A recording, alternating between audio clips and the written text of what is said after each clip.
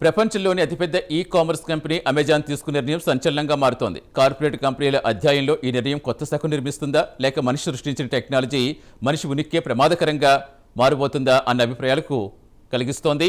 అమెజాన్లో కీలకమైన పోస్టుల్లో ఉన్న కొందరు ఉద్యోగుల ద్వారా బయటకు పొక్కిన తాజా డాక్యుమెంట్ కార్పొరేట్ కంపెనీల రూపురేఖలే మారుస్తుందా అన్న వ్యాఖ్యలు సర్వత్రా వినిపిస్తున్నాయి. అమెజాన్లో కొన్ని కీలకమైన సేవల్లో మనుషులను సమూలంగా తొలగించేసి వారి స్థానాల్లో పూర్తి యంత్రశక్తిని వినియోగించుకోవాలని, అచ్చంగా మనుషుల మాదిరిగానే, ఇంకా చెప్పాలంటే మనుషుల కంటే మెరుగైన సేవలు పొందేలా రోబోలు వినియోగించుకోబోతున్నారట. అంతేకాదు, ఉద్యోగులకైతే ఏడాదికోసారి ఇంక్రిమెంట్స్ ఇవ్వాల్సి రావటం, వారి పనితీరు చూసి ప్రమోషన్లు ఇవ్వటం, చీటికి మాటికి సమ్మెలకు దిగడం, వారి ప్రసన్నం చేసుకోవడం కోసం భారీ ప్యాకేజీలు ఇవ్వాల్సి రావటం, ఇలా ఏ సమస్యలు లేకుండా పూర్తిగా రోబోల మీదే ఆధారపడాలని నిర్ణయించారట. ఇప్పుడు బయటపడ్డ ఆ సీక్రెట్ డాక్యుమెంట్స్లో ఏముంది? రోబోల ద్వారా అమెజాన్ కంపెనీ ప్రతి ఏటా ఎంత మిగుల్చుకోబోతోంది?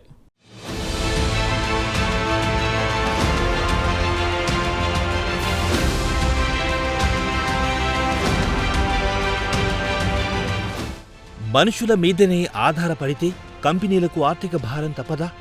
అందుకే క్రమంగా రోబోలను వాడుకునే దిశగా అన్ని కంపెనీలు ఆలోచిస్తున్నాయా? ప్రపంచంలోనే అతిపెద్ద ఈ-కామర్స్ సంస్థ అమెజాన్ తన వేర్ హౌస్లలో మానవ శ్రమశక్తికి బదులు రోబోలను వాడుకోవాలనే నిర్ణయాన్ని వేగంగా అమలు చేయాలని భావిస్తోందంట. అందుకోసం డెడ్లైన్స్ పెట్టుకుని మరీ వర్కౌట్ చేస్తోందంట ఆ సంస్థ యాజమాన్యం. లీకైన అంతర్గత డాక్యుమెంట్ల ప్రకారం కంపెనీ 2033 నాటికి 6 లక్షల కంటే ఎక్కువ అమెరికన్ ఉద్యోగాలను రోబోలతో భర్తీ చేయాలని లక్ష్యంగా పెట్టుకుందంట. ఇది కేవలం కంపెనీ ఖర్చులను తగ్గించుకోవడమే కాకుండా డెలివరీ వేగాన్ని పెంచడం, పని నాణ్యతను మెరుగుపరచడం వంటి ప్రయోజనాలను కూడా తీసుకొచ్చే క్రమంలోనే ఈ నిర్ణయం తీసుకున్నారంట. దీంతో అమెజాన్లో పనిచేసే ఉద్యోగులంతా ఇప్పుడు హడలిపోతున్నారు. ఈ-కామర్స్ జైంట్ తీసుకున్న ఈ నిర్ణయ ప్రభావం తమ మీద ఎప్పుడు పడుతుంది, తమ ఉద్యోగాలు ఎప్పుడు ఊడుతాయోనని బెంగటిల్లుతున్నారు.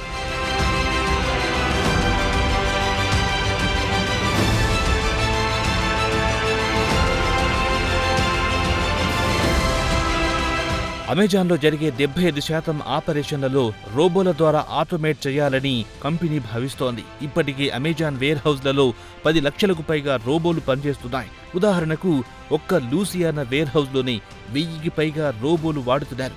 ఇలా అమెరికాలోని మిగతా వేర్ హౌస్లలో కూడా రోబోల వినియోగం గణనీయంగా పెంచాలని, అందుకు తమ టెక్నాలజీని కూడా అప్డేట్ చేయాలని నిర్ణయించింది. లూసియానాలో 1000 రోబోలు ఇంట్రడ్యూస్ చేయడం ద్వారా అక్కడ ఉద్యోగుల సంఖ్య 25% తగ్గిపోయింది.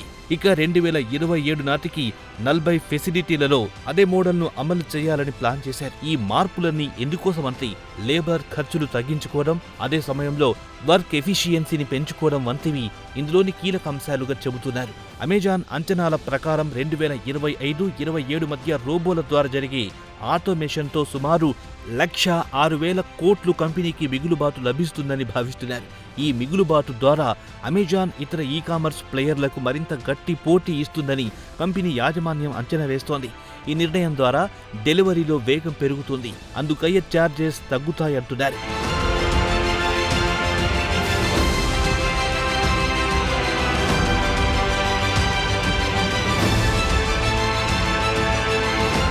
అయితే అమెజాన్ పైకి చెబుతున్నదేమిటంటే వేర్ హౌస్లలో రోబోలను పెట్టడం ద్వారా తమ ఉద్యోగులను తొలగించడం లేదని, కేవలం రిపిటేటివ్ టాస్కుల నుంచి వర్కర్లను విముక్తి చేయడమే అసలు ఉద్దేశమని, అందువల్ల ఇప్పుడున్న ఉద్యోగులకు రోబో టెక్నాలజీ సౌకర్యంగా ఉంటాయని బుకాయిస్తోంది. కానీ లీక్ అయిన డాక్యుమెంట్లు మాత్రం లోగుట్టును వివరిస్తున్నాయి.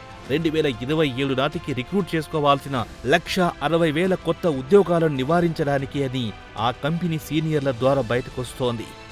అదే పద్ధతిలో 2033 నాటికి మొత్తం 6 లక్షల ఉద్యోగాలకు ఈ రోబో టెక్నాలజీ గండికొట్టబోతోందని మార్కెట్ నిపుణులు విశ్లేషిస్తున్నారు. అంతేకాదు, ఈ మార్పు అనేది అమెజాన్లోని 12 లక్షల అమెరికన్ ఉద్యోగులపై దారుణమైన ప్రభావం చూపడం ఖాయంగా చెబుతున్నారు. ప్రపంచవ్యాప్తంగా ఉన్న 15 లక్షల వర్క్ ఫోర్స్లో ఈ 12 లక్షల వర్క్ ఫోర్స్ ఒక కీలకమైన భాగమని గమనించాలి. వేర్ హౌస్ అసోసియేట్లు, డెలివరీ స్టేషన్ వర్కర్లు, కొంతమంది అడ్మిన్ రోల్స్ ఇందులో ప్రధానంగా ఎఫెక్ట్ అవుతాయన్న ఆందోళన వ్యక్తమవుతోంది. ఈ దెబ్బతో అమెజాన్ నెట్ జాబ్ క్రియేటర్ నుంచి నెట్ జాబ్ డిస్ట్రాయర్ గా మారడం పక్కా అంటున్నారు మార్కెట్ నిపుణులు.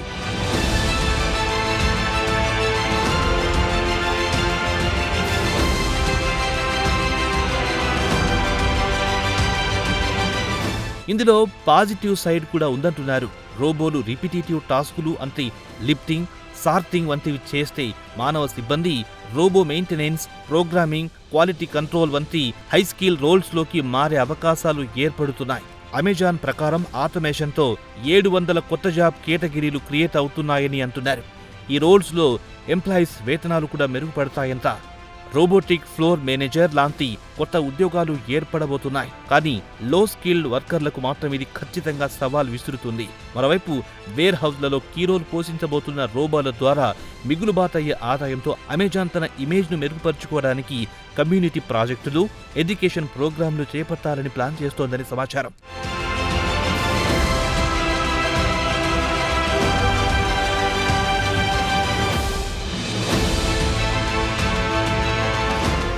ఇక ఖర్చుల విషయానికి వస్తే మానవ సిబ్బందికి పెట్టే ఖర్చు నానాటికి పెరుగుతోంది.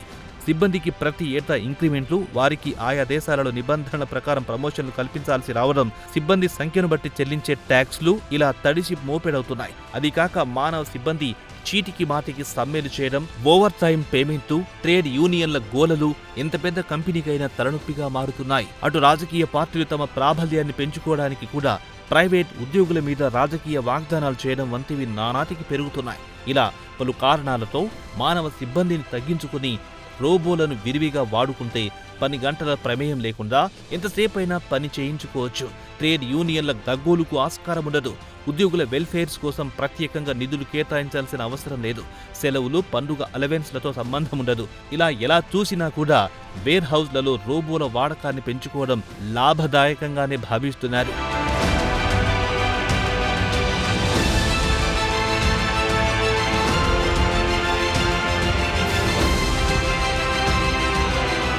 ఇక అమెజాన్ వేర్ హౌస్ వర్కర్ల సగటు జీతం గంటకు $18 నుంచి $20 ఉంది. ఫుల్ టైం వర్కర్లకు వార్షిక ఖర్చు $40,000 నుంచి $50,000 ఉంది. అదే 1,60,000 మంది ఉద్యోగులకు మొత్తం వార్షిక ఖర్చు $6.4 నుంచి $8 బిలియన్ల అవుతోంది. అయితే రోబోలు ఈ ఖర్చును తగ్గించబోతున్నాయి. ఒక్కో రోబో ఆపరేటింగ్ కాస్ట్ గంటకు $3 మాత్రమే. అంటే మానవ సిబ్బంది కంటే 70 నుంచి 80% తక్కువ. మరోవైపు రోబోలు 24 గంటలు పనిచేస్తాయి, వితౌట్ ఎనీ ఛాయ్ బ్రేక్స్. ఇలా అమెజాన్కు అత్యంత గణనీయమైన సొమ్ము మిగులుతుందని నిపుణులు భావిస్తున్నారు. ఈ మొత్తాన్ని ప్రైస్ కట్టింగ్లు, ఇన్వెస్ట్మెంట్ వైపు మళ్లించబోతున్నారు. అమెజాన్ తీసుకునే తాజా నిర్ణయం ఈ కంపెనీకి ఎలా మేలు చేస్తుందో ఈ టేబుల్ ద్వారా అర్థం చేసుకోవచ్చు. రోబోలు పని నాణ్యతను గణనీయంగా పెంచుతాయి. అవి రిపిటేటివ్ టాస్కులలో ఎర్రర్లు తగ్గిస్తాయి. అలాగే సెన్సార్లు, కంప్యూటర్ విజన్తో డ్యామేజ్డ్ ప్యాకేజీలను గుర్తించి క్వాలిటీని మెరుగుపరుస్తాయి. ఎర్రర్ రేట్ను 50% తగ్గించేస్తాయి. ఫలితంగా కస్టమర్ సాటిస్ఫాక్షన్ పెరుగుతుంది, రిటర్న్లు తగ్గుతాయి, సమయం గణనీయంగా సద్వినియోగమవుతుంది. ఇలా అడ్మినిస్ట్రేటివ్ పరంగా చూస్తే రోబోలు బిగ్ రిలీఫ్ ఇస్తాయి. అవి డేటాను ఆప్టిమైజ్ చేసి ఇన్వెంటరీ మేనేజ్మెంట్ను సులభతరం చేస్తాయి. సేఫ్టీ కూడా మెరుగుపడుతుంది. రోబోలు చేసే హెవీ లిఫ్టింగ్ వల్ల ఉద్యోగులకు ఇంజురీస్ 20-30% తగ్గుతాయి. మొత్తంగా ఈ మార్పుతో అమెజాన్ మరింత ఎఫిషియెంట్, సస్టైనబుల్ కంపెనీగా మారుతుంది అంటున్నారు. అయితే ఇప్పుడు కంపెనీకి లాభదాయకంగానే ఉన్నా ప్రపంచవ్యాప్తంగా ఉద్యోగ రంగంలో తీవ్రమైన సంక్షోభం సృష్టించడం ఖాయంగా అభివర్ణిస్తున్నారు. భారత్లో చూస్తే అమెజాన్కు హైదరాబాద్, బెంగళూరు వంటి పట్టణాల్లో వేర్ హౌస్లున్నాయి. అమెజాన్ ఆయా పట్టణాల్లో కూడా అదే సూత్రాన్ని ఫాలో అవుతుంది. దీంతో ఈ ప్లాన్పై అమెజాన్ ఉద్యోగులు తీవ్రమైన ఆందోళన వ్యక్తం చేస్తున్నారు.